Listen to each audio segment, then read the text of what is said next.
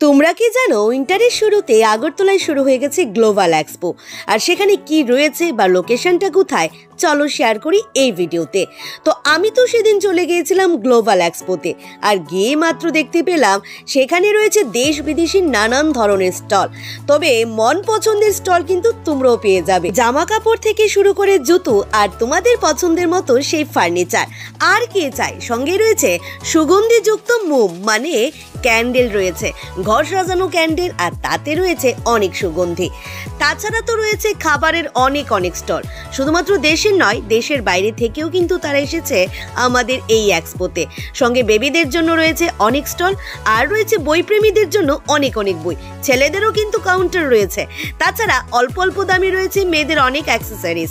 যাই হোক, সেদিনকার আমার কিন্তু ঘোরাটা বেশ পছন্দ হয়েছে। জায়গাটা কোথায় তোমরা জানতে চাইছো? তো এটা হচ্ছে আগরতলা শহরের আস্তাবল মাঠে। তো তোমরা কি যেতে ইচ্ছুক জানিও কিন্তু। আজকের মতো এটুকুই, টাটা।